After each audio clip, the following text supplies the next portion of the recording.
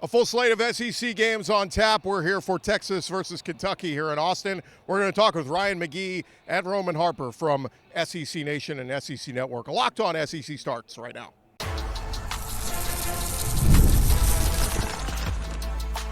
You are Locked On SEC, your daily podcast on the Southeastern Conference. Part of the Locked On Podcast Network, your team every day. We're along here to Locked On SEC, part of the Locked On Podcast Network, covering your team every day. And, of course, our presenting sponsor is FanDuel. If you guys have never been on FanDuel before, head to FanDuel.com today. Get started with a $5 bet. If you win your first $5 bet, you get $150 in bonus bets guaranteed. That's over at FanDuel.com. We are coming to you from the campus of University of Texas here in Austin, Darrell K. Royal Stadium behind us. And our buddy Chris Phillips from SEC Unfiltered joining us here. Chris, what's going on, man? Dude, welcome. What's up, man? What's up? Happy to be here. My first time ever in Austin. Only my second time ever in the Lone Star State. So actually, first time was over the summer SEC Media Days in Dallas. So getting into Austin, we got in town Thursday afternoon. Okay. Had a good time last night on 6th Street. Probably going to do the same thing again later today and explore the city and everything. But been around the stadium and the campus, and it's just gorgeous, man. It's beautiful. Happy to be here. So. You guys have had some, you've had some road trips this year. Yeah, this is week 13 in a row. I've been wow. on the road. I mean, and you've been at some exciting upsets, some exciting home games. Yeah, I've rushed the field 4 times this year, so it's been wacky, man. I've seen some crazy games. What's been the most fun thing you've done so far? Oh, man, that's a good question. I will say the most fun in-stadium experience from that standpoint has got to be LSU. Yeah. That LSU Ole Miss game I was at, LSU obviously wins it in overtime. That entire experience of the food and the people and the culture, and Louisiana is just a one of one. So, I mean, that jumps out, obviously. Getting to see that Georgia-Alabama game. Bryant-Denny experienced Tuscaloosa, again, a place I had never been. That was incredible.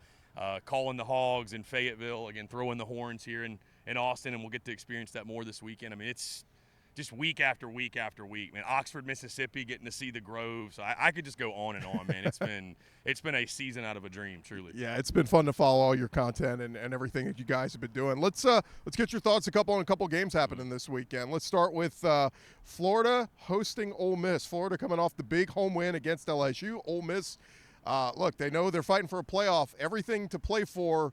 Florida, look, they can lose this one and still beat Florida State next week and get their 6th win, but man, they could really play spoiler here. DJ Lagway looked really good last week. Yeah, and I think a Florida team that's really dangerous, Chris, playing with nothing to lose. Obviously, you take down LSU last week in defensive front. 7 sacks in that ball game, so defensively you're playing with a lot of confidence.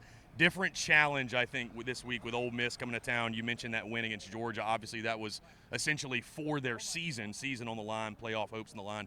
I think Florida keeps the ball game close. That Florida team with DJ Lagway is obviously not the one we saw here a few weeks ago in Austin when they got blasted by the Longhorns. So I think with DJ Lagway, obviously under center, gives them a different dynamic. They can give Ole Miss some trouble, but I think at the end of the day, I think that Pete Golding and that defense is going to be able to throw too much at DJ Lagway, confuse him a bit, probably force a couple turnovers late. I think Ole Miss is going to escape with a win, but I do expect a close ball game in the Swamp. Like you mentioned, Florida team playing with nothing to lose, all the pressure's on Ole Miss in that game. Yeah, I'm going to ride with Ole Miss, but it makes me nervous. How about our buddy Chris Marlar? He is scared to death of this Oklahoma-Alabama game. He thinks it's, I don't know, you call it trap game or whatever, but he thinks like Alabama – maybe looking ahead to the Iron Bowl. Maybe they're talking about, we want to go play for an SEC championship. Maybe Oklahoma gets up one more time this season for somebody at home. Defense really good. Offense not so good, but what are your thoughts on that one? I think the only way this ball game is close in the fourth quarter is if, to your point, if for whatever reason Kalen DeBoer and Alabama are looking ahead of the Auburn game, maybe Kalen DeBoer, right? That's one he can't lose in his first year for many reasons, but I think outside of that, I like Alabama, and I like Alabama big, man. I just – Oklahoma cannot move the football. Yeah. And I know Alabama's had their struggles defensively, but I don't believe in this Sooners football team to be able to do enough offensively. They've really got no direction or idea of what they're doing on the offensive side. And I think Jalen Milroe, his running ability – if you're Oklahoma, there's a path to victory, I think. It's a long shot, but you got to force turnovers, keep Jalen Milroe in the pocket, make him make decisions and make throws. And again, if you can force turnovers, get the football off of him, get short fields, you might have a chance. But, again, it is a very, very narrow path. I'm going with the personnel in this one. I'm going with the things I trust, which I trust Kalen DeBoer and Alabama in this spot. And I like them minus 13.5. I do not think it's going to be close. 2 more for you. Let's get to the one that everybody's picking the upset in. It's Texas A&M at Auburn. Everybody thinks Jordan-Hare at night. If this were an 11 a.m. game, maybe nobody's picking him. But the fact it's at night, weird things can happen sometimes. A&M, again, looking ahead to the Texas game, did they slip up against Auburn? I fully expect Jordan-Hare to be a madhouse, and we see it every year. It's good for one game. Auburn sort of rises to the occasion, rides that home crowd. There's some magic down there on the plains. But I'm going with A&M. And I think because it's going to be a very typical game, Chris, just like we've seen Auburn earlier this year in other games. I would not be surprised if we got fourth quarter Auburn with a lead or tie ball game. Do I trust Hugh Freeze and that football team to make winning plays, to make winning calls in crunch time when it matters most? And the answer is just simply no. I don't. I think Texas A&M's, again, front seven, one of the best in college football. I think they're going to limit Jarquez Hunter, which is going to put a lot of this ball game on Peyton Thorne. And, again, I just don't trust Peyton Thorne in this offense. So I'm going to go with Texas A&M. It is a scary ball game, to your point. But at some point, if you keep calling it a trap game over and over and over, it no longer becomes a trap game. I think Texas A&M going to be a raucous environment. I think if they can jump out early, that's going to be key to getting the crowd out of it. But I just can't trust Auburn to make the plays necessary down the stretch to pull that upset. Last one for you. Let's preview this one. It's Kentucky, and it's been a rough season for Kentucky and Mark Stoops. Obviously, they've gotten up for some games here and there. I mean, Georgia game, they played one of their best games of the season. They beat Ole Miss. Nobody had that on their bingo card. Everybody's excited because this is probably Quinn Ewers' last game here at DKR. I mean, Kentucky have any chance to keep this close? I think they've got a chance. Now, is it likely? I don't think so.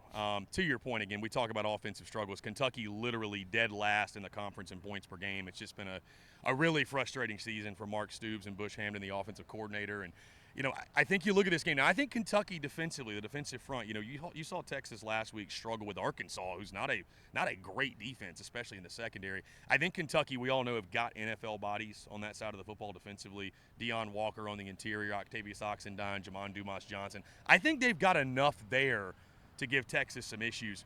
But I think at some point, I think that defense, despite their best efforts, you're going to keep bending and bending. And eventually the dam's going to break because I just don't think they're going to have enough balance with the offense. I think Texas defensively has shown us they're one of the elites in the country. So I think this game could be close at halftime. I like Texas to pull away, though. I like Texas to cover. I've got 34-10, a final score for you. Everybody wants to talk about Kentucky or Texas, their schedule. They haven't played anybody. Well, still, to be number one in the country in yards allowed, I mean, I don't care who you've played. The defense is elite. There's no impressive question. I think this team's ceiling is, many of our good Texas friends will tell us, I think this team's ceiling is controlled by what Quinn Ewers you get on any given Saturday. I think Saturday, as long as he's not turning the football over, I think Texas is going to be just fine. He's Chris Phillips, host of SEC Unfiltered. Let everybody know what you got going this weekend. Yeah, absolutely, man. So, of course, we're in Austin, Texas, here at DKR. Really excited to experience the weekend. First ever time here. Spoiler, next weekend we will be in College Station for the game of the year. It feels A&M in Texas. So going to be a lot of fun. But, again, enjoying this weekend in Austin. We're at SEC Unfiltered, X, Facebook, Instagram, TikTok, wherever you get your content, podcast, YouTube, and our website, secunfiltered.com. Check them out. More Locked On SEC coming your way in just a second. We're going to catch up with Roman Harper from the SEC Network. That's coming your way in just a sec. We'll get to Roman Harper in a second, but I want to remind you guys about our friends over at FanDuel. Look, if you haven't signed up yet over at FanDuel, you need to do so. If you've never signed up with them before, put in a couple bucks. Your first winning $5 bet will get you $150 in bonus bets if your $5 bet wins, and that's over only at FanDuel. FanDuel.com is the place to go. And when you go there and get signed up and take advantage of that great offer, they're going to have all the SEC games happening this weekend, all the great lines that you will see up there, again, courtesy of FanDuel. And FanDuel.com is the website to go to when you want to see all the great bets or track all the games that's going on, not just the bets you made, but also track in-game. You can watch play-by-play of all the games going on and seeing the lines moving, the in-game bets and all that kind of stuff. They got that up there for you at FanDuel. FanDuel.com/lockedon, the place to go to take advantage of all the great offers that we've got for you from our friends here at Locked On over at FanDuel. So go check them out. FanDuel.com is the place to go. And get started today. Like we said, $5 winning bet gets you that $150 in bonus bets. FanDuel.com. Pleasure to be joined by the great Roman Harper here on the campus of the University of Texas in Austin for SEC Nation here on campus. And what do you make of this, man? I mean, the whole talk of Texas, are the SEC ready and all this? So far, so good. They've been cruising here. Yeah, they are legit. Sark's done a great job of recruiting. First of all, you're a highly talented guy to be able to hold this phone and interview at the same time without it moving. So shout out to you. But, yeah, man, Texas is legit. And for me, the only thing is that They only got 3 games this year, and so they played one versus OU. They lost to Georgia in the other one, and they got to take care of business tomorrow and then get on to Texas A&M at Kyle Field. That will be their last test for them, and if they pass that test, then they'll be in the SEC Championship, which a lot of people projected them to be, especially when the schedule was released and saw who they had to play. So Texas is better than the teams that they played, but they have to win out if they want to get to where they want to, because the rest of their schedule is not going to hold up as strong. But for right now, I really like what Texas is doing, and specifically on the defensive side of the football. It's an interesting slate of games tomorrow. It's one of those, I describe it, you look at the SEC slate tomorrow, and you kind of like make a face. It's like, ooh, it's not a lot of sexy matchups, but we know every week somebody's been on upset alert. Hey. You like anybody to pull off an upset tomorrow? First of all, not everybody's a dime, so you got to understand that. Some people got to work out hard, a little bit harder than others. I do. Look, every week we say this game's not going to matter, this is not even going to be close, and you're wrong. So that is what the SEC is, and especially in particular this year, somebody's going down every single week. So yes, I anticipate somebody going down or somebody losing outside the conference that you're maybe not thinking about. Maybe a Penn State, maybe a Notre Dame, maybe Indiana does knock off Ohio State. It's all these other games too that have really started to infiltrate and that SEC fans need to start paying attention to, because right now it's the other teams, the others, that is what's going to hold you back. And that, if the right team wins or if the wrong team loses, then the SEC could get squeezed out even more. They're going to get squeezed to 4 teams already. Is it going to be 3? And so those are the questions that's going to start to try and happen or peep in if you're not paying attention. So for me, it's paying attention not only what's going on in the SEC, but also outside the SEC this week. Make a case for Kentucky. If they're going to do the impossible, pull off an upset of Texas tomorrow, what is it going to take? Obviously, defense, they've stepped up in some of these big games. It's just kind of been the offense. Yeah, well, look, Kentucky plays hard on Kentucky's terms. And when Kentucky's played against good teams, they play good. So that is why they could beat Texas, because Texas is a good team. So you're going to get the best version of Kentucky.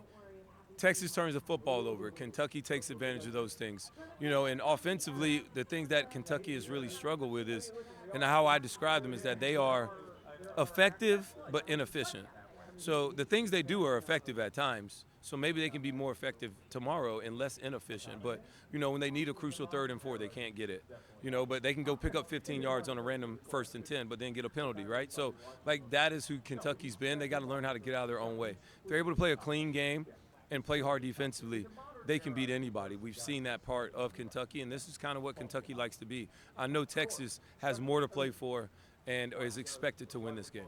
What do you make of the argument? People said Texas hasn't played anybody.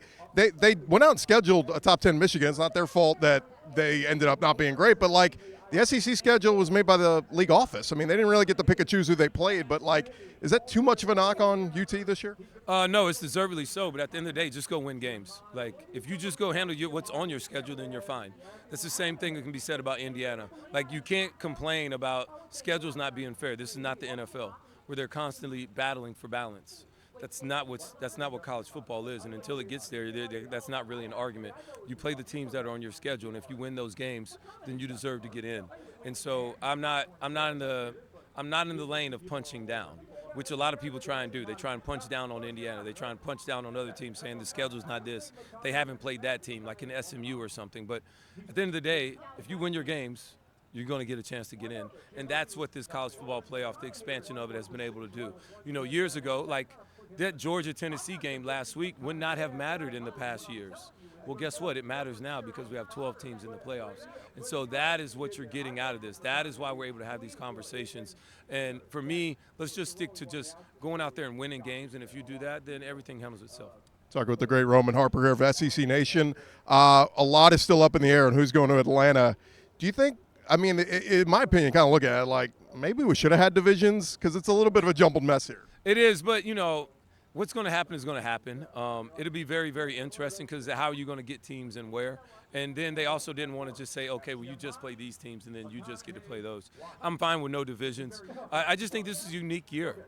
I don't think this is going to happen every year where everybody has 6 2-loss teams. I just don't see that happening. And if you think it's crazy now, don't slip up and let Texas A&M beat Texas. It's going to be even more madness, because then we really don't know what's going to happen. Right now, it's just easier to talk about because everybody anticipates Texas winning that game next week and this game versus Kentucky. But if they don't, then we got even more madness.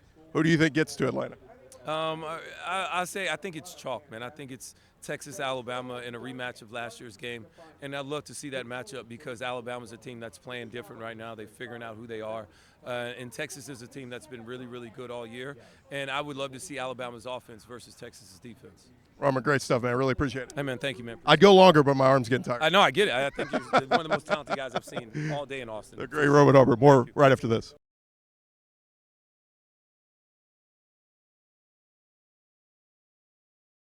Continue on here as SEC Nation is on campus in Austin ahead of Texas versus Kentucky. One of our buddies, always fun to catch up with the great Ryan McGee, host of Marty and McGee, doing the show here on campus. It's got to be a lot of fun, right? Yeah, you know, it's funny because week 13, right, we're all tired, but there is something about we've never done the show here. You know, I think I've only been to covered one game here. You know, that was before COVID. So it's exciting to me. They love it when we show up for the first time. Like we experienced this at the Cotton Bowl. You know, bucket list game is the Red River rivalry, and I'd never been, and so because I'm always was at an SEC game somewhere, and so to get to do the show there, they were so excited to get to do the show here. There's an energy to it, and we quite frankly, week 13, we could use a little energy, and we're getting it. It was funny. As soon as you said that, I had a flashback of you and Marty on the Ferris wheel together you had some on your head, right? Oh yeah, no, we did the whole Texas State Fair. We ate all the foods, and then we did this game. So you know, Marty is the most competitive person on earth. And quite frankly, it's not a lot of fun. Like, you know, when we're doing the Ocho, he's like, you know, he's hurting himself and he's jumping off of stuff or whatever. We play pickup basketball. It's like, it's like playing against Michael Jordan.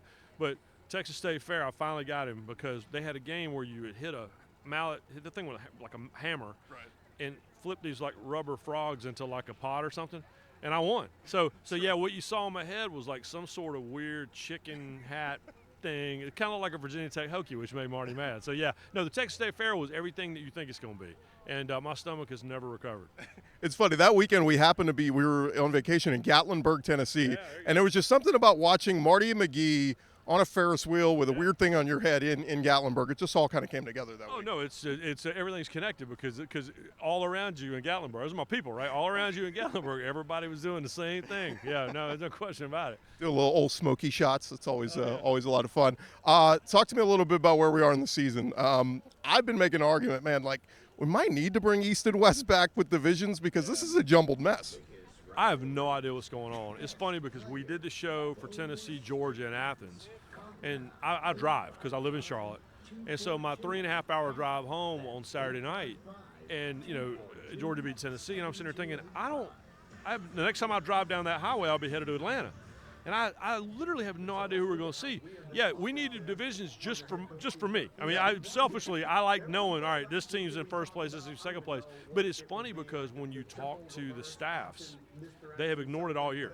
Like the coaches have ignored it all year. But now we got 2 games left, and so now you have to start figuring out, where are we? And so it is bizarre. And then Lane Kiffin goes and says, maybe you don't want to play in the SEC championship game, which that's what he does. And now he's got us all thinking. There's a point though. I mean, if you're gonna get into the playoff, like maybe have an extra week off or rest up. Everybody's battling injuries. I mean, he kind of has a point, right? Yeah, and he had a point. I mean, prior to the expanded playoff. I mean, we had teams that didn't play on championship weekend that found a way in, or we had teams that played championship weekend and ended up ultimately hurting them. And my biggest question all along, and I love conference championship games. I've loved them since the beginning. I was in college at Tennessee in '92, the first one, and I've loved attending them. I've been to ACC. I've been to most of them. I love them, but I don't know where they live 10 years from now. You know what I mean? There's too much money tied up. It is the Super Bowl for each individual conference, as you know, if you've ever been. It's the showcase for the league. It's the payoff for everyone working really hard. But mathematically, football-wise, I don't know where it lives in the future. I don't think they're going to go anywhere, but if they start getting in the way, a lot of people are going to raise hell about it. I asked Roman who he likes in that game right now. He said probably Alabama, Texas. Is that kind of the chalk pick? Yeah, but I have a really weird relationship with both these teams. Like, I'm excited to see Texas in person on Saturday because I don't really know who they are. And, they ain't played nobody, Paul, right? and the one team they played, they lost to. And so, and then when it comes to Alabama, it's a two-person offense, and they're really, really good. When Jalen Milroe's on, he's on. When Ryan Williams might be the best player in the country, but it's a two-player offense. And I was at the Tennessee-Alabama game, and when they're having a bad day, the team has a really bad day. And so what's interesting about the transfer portal deal is, and Chris Doering said it, if you go back and watch that Vanderbilt-Alabama game, they stayed live on it. SEC Now started, and Chris Doering said, he goes, I think we're in a time now where the great teams maybe aren't all that great, but the bad teams really aren't all that bad. And I think what I take away from that is your first 22 are really good. I don't know who your second 22 are. And so I don't know with Alabama who the second 22 is. With Texas, I don't know who they are. So I think that's the matchup, but I don't know that that's the one that we're all going to want to see. Does that make sense? Yeah, and look, we got the one in College Station next week. If there's a world where everybody's got 2 losses, and I don't know. I mean, it could be like Tennessee and I don't know, A&M. I don't know. This thing could get really weird before it's all said and done. Wanted to ask you, when it rains, it pours for some teams. Right. LSU, they lose their 4th game of the year to Billy Napier in Florida, and then this past week, Brian Kelly loses the top recruit in Bryce Underwood. I mean, do you have like a positive affirmation for LSU fans out there? I feel like they need a little something positive here. Yeah, I mean, I always – there's no way you could look at it on paper going into the season and you lost the best player in the country. There's no way you weren't going to take a step backwards. And so the team I saw week 1 was kind of what I expected to see. And they certainly showed promise at times, but this is kind of who I thought they were going to be. I mean, now I didn't expect it just all go so bad so fast to just stay there. But now they're in 2025 mode. You can tell. So, but the good news, LSU fans, is the way it works now with this transfer deal is you can lose a 5-star, and I don't know that it matters. Right. You can lose a 5-star, but if you can go take the leading MAC receiver who probably is mad because he didn't get a power forward job anyway. You can go get him for however much money, then you're probably fine. So that's my message to Baton Rouge is spend the winter with your Creole food and just say, you know what, we're going to go shopping. But I think we still react very old school to the loss of a recruit. And I just don't know it's not what it was certainly 3 years ago.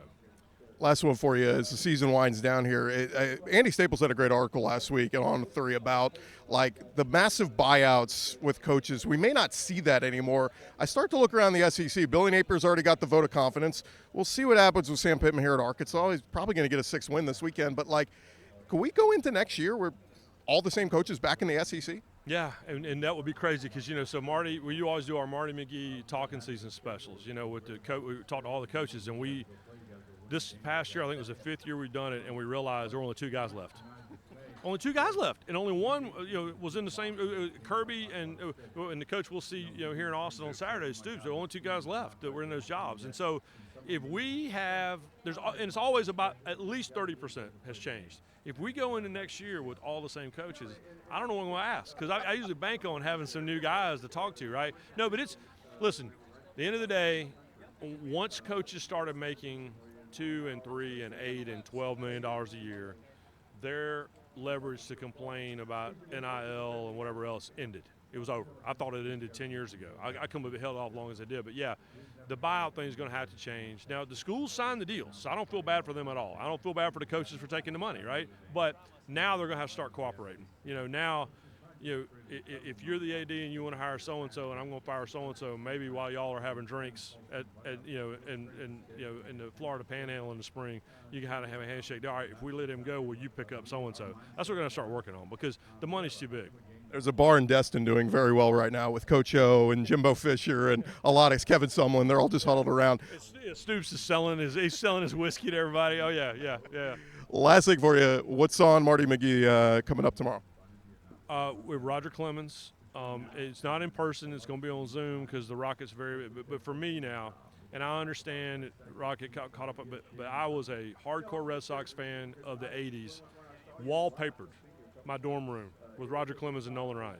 So to have the Rocket on the show is a really, really big deal. And we have a lot going on. And I think we're going to have Team Tebow on, and maybe Laura Rutledge will talk about back when they were at Florida together. I don't know, but having the Rocket on is I'm kind of glad he's not going to be in person, because I might literally pass out if he shook my hand. I like how you're kind of like, it's some guy named Tebow, whatever. Yeah, whatever. Yeah. Roger Clemens we're going to have on. Yeah, but Tebow, having Tebow on the show, it is an amazing thing. And I've been with the SEC Nation in some way, shape, or form since the second year of the show. And Tim's the last one left from the very beginning, and Paul. And but Tim entering the room is still a big deal. Like that never changes. But yeah, he's as normal a famous person as you'll ever meet. Which is to say, he's not normal. He's just very famous, but he treats me normal. But he's the man, and I swear he's made out of rebar. Like there's no way. He's the White Hawk. There's no way a human can be built like that. Him and Rogers, who works out more on the? Chris Doering probably works out more than both of them. But I mean, you got some fit guys on that side. And then Roman. See, there's a lot of pressure too, because Marty has a body fat percentage of like 2%, and then you got Jordan, who's so good looking it makes you mad. And then you got Roman, who's just, I don't know if he even works out anymore. He just looks like he looks. And then you got, Tebow. Yeah, it's very intimidating for the sports writer guy, right? For the writer nerd, right? So Paul Fama and I just hang out. I'm the second oldest person on the set behind Paul. I'm way behind Paul. Right. We do not go to Tennessee together. People think we do. But, yeah, it's very intimidating when all those guys look like they do. And Laura's so ugly. And then there's me. I'm like, do they know I'm here? I'm not sure if they know I actually have a credential for this. The one thing you have them beat on, though, no one could do a voiceover like you. Some of the pieces you've done this year, awesome. Kudos to you. Thank you. I started in this business on the producer track, and so when I started at ESPN a million years ago, the biggest thrill for me was writing the teases for SportsCenter, writing the opens for shows, and so to get to write those things. Now I really appreciate you saying that, because it is so much fun, and that's one of those. You want to get in a time machine and go back to myself watching, the Open, Sean McDonough or Brent Musburger, whoever doing the Open for the big Saturday after. You want to go back and say you're going to get to write some of those and voice some of them. I mean, it just does. Again, don't tell anyone. They pay me in American dollars. I'm always afraid I'm going to wake up one day and they go, "Sir, you need to." No, sorry, you got to go back. You got to go back working cleaning boilers at Furman University. Ryan, we kept you way too long. Really appreciate the time, man. Great to see you, and we'll see you again here real soon. All right. No, you're the best. I appreciate it. All right, that's going to do it for this edition of Locked On SEC. Thank you so much to Roman Harper and Ryan McGee for joining us. And you guys have an awesome weekend out there. It's going to be our second to last regular season slate of SEC games. After this weekend, guys, we only got one more slate of games, and that's it. We're done. And then it's SEC championship weekend, and then it's on to the playoff. But, yeah, if your team is not vying for a playoff spot, this might be it. You might only be able to do this, this week and next week's slate of games, and that's it. But that is going to do it for this edition of Locked On SEC. Thank you guys so much for making us your first listen every day. Remember to subscribe and check us out. And hey, for your second listen, check out some of the other great podcasts out there. Jonathan Davis does a great job at Locked On Longhorns. Of course, Lance Dodd does a great job at Locked On Kentucky. And that's who we're going to be watching tomorrow night right here in this house at Darrell K. Royal Stadium from Austin. I'm Chris Gordy. This has been Locked On SEC. You guys have a great weekend. We'll talk to you guys on Monday with our winners and losers of the weekend.